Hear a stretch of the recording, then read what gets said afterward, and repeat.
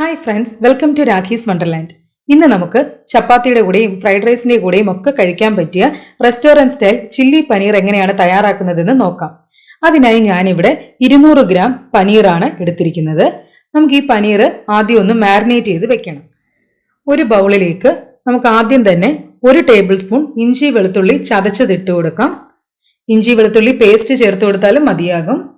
ഇനി ഇതിലേക്ക് 1 ടീസ്പൂൺ കുരുമുളക് പൊടി ഇട്ട് കൊടുക്കാം. ഇനി ഇതിലേക്ക് 1 table spoon red chilli sauce ഇട്ട് കൊടുക്കാം. നിങ്ങളുടെ കയ്യിൽ റെഡ് ചില്ലി സോസ് ഇല്ലാന്നുണ്ടെങ്കിൽ റെഡ് ചില്ലി പേസ്റ്റ് ചേർത്ത് കൊടുത്താലും മതിയാകും. 1 ടീസ്പൂൺ സോയാ സോസ് ഒഴിച്ചു കൊടുക്കാം.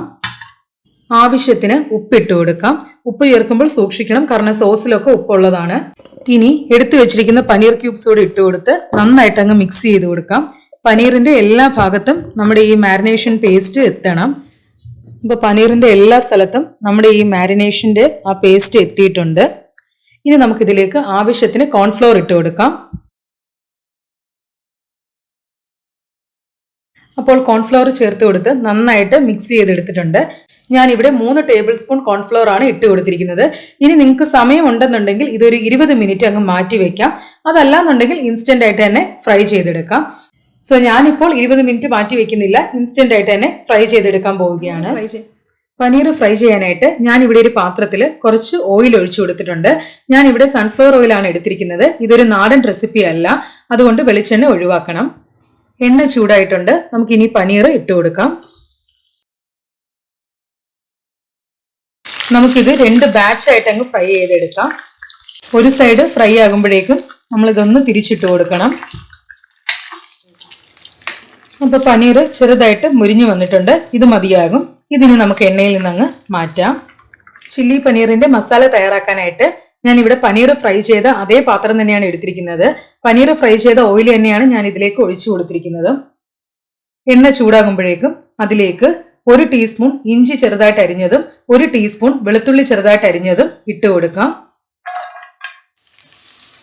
ഇഞ്ചിയും വെളുത്തുള്ളിയും നന്നായിട്ട് മുരിഞ്ഞു വന്നിട്ടുണ്ട്. ഇനി ഞാൻ ഇതിലേക്ക് 2 മീഡിയം സൈസ് സവോള ക്യൂബ്സ് ആയിട്ട് അരിഞ്ഞതും അതുപോലെ തന്നെ ഞാനിവിടെ 3 കളർ ക്യാപ്സിക്കോ ഉപയോഗിച്ചിട്ടുണ്ട്. നിങ്ങളുടെ കയ്യിൽ 3 കളർ ക്യാപ്സിക്കോ ഇല്ലെങ്കിൽ ഏതെങ്കിലും ഒരെണ്ണം ഉപയോഗിച്ചാൽ മതിയാകും. അതുപോലെ തന്നെ 2 പച്ചമുളക് അരിഞ്ഞതും ഇട്ട് കൊടുക്കുന്നുണ്ട്. ഇതിനി നമുക്ക് നന്നായിട്ട് അങ്ങ് വഴറ്റിയെടുക്കാം. ഇത് ഓവറായിട്ട് കുക്കാവരുത്.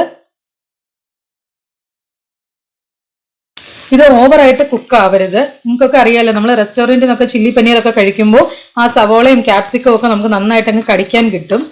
സോ ഇത് ഓവറായിട്ട് കുക്കാവരുത്, ജസ്റ്റ് ഒന്ന് വാടി വന്നാൽ മതിയാകും.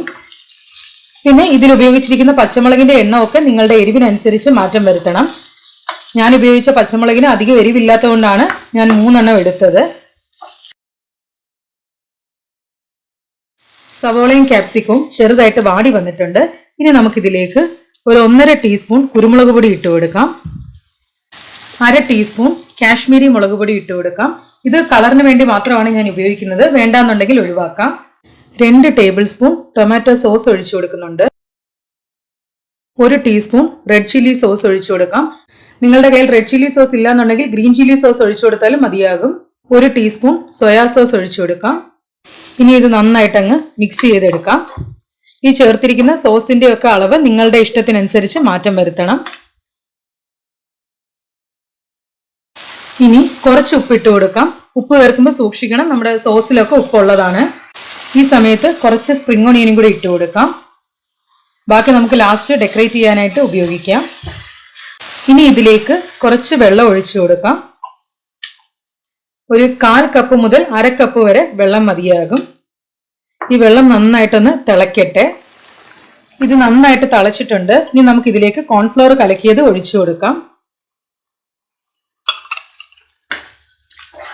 ഞാനിവിടെ 1 ടേബിൾ സ്പൂൺ കോൺഫ്ലവർ 1/2 കപ്പ് വെള്ളത്തിൽ അങ്ങ് മിക്സ് ചെയ്ത് വെച്ചതാണ്. ഇനി നമ്മൾ ഈ ഒഴിച്ചു കൊടുത്ത കോൺഫ്ലവർ ഒന്ന് ഇതിൽ കിടന്ന് കുക്കാവണം. ഗ്രേവിയൊക്കെ നന്നായിട്ട് തിക്കായി വന്നിട്ടുണ്ട്. ഇത് നന്നായിട്ട് തിക്കായിട്ടുണ്ട്. ഇനി നമുക്ക് ഫ്രൈ ചെയ്ത് വെച്ചിരിക്കുന്ന പനീർ ഇട്ട് കൊടുക്കാം. നിങ്ങൾക്ക് ചില്ലി പനീർ ഗ്രേവിയാണ് വേണ്ടതെങ്കിൽ ഒഴിച്ചു കൊടുക്കുന്ന വെള്ളത്തിന്റെ അളവ് കൂട്ടിയാൽ മതിയാകും. ഇതിപ്പോൾ ഞാൻ കുറച്ച് തിക്കായിട്ടാണ് വെച്ചിരിക്കുന്നത്. ഇത് ഞാൻ ഇന്നിവിടെ ഫ്രൈഡ് റൈസിന്റെ കൂടെയാണ് സെർവ് ചെയ്യുന്നത്. നിങ്ങൾക്ക് ഫ്രൈഡ് റൈസിന്റെ കൂടെ മാത്രമല്ല ചപ്പാത്തിയുടെ കൂടെയും കഴിക്കാൻ പറ്റിയ ഒരു അടിപൊളി കറിയാണ്. ഇനി അവസാനമായിട്ട് ഇതിലേക്ക് കുറച്ച് മല്ലിയില ഇട്ട് കൊടുക്കാം.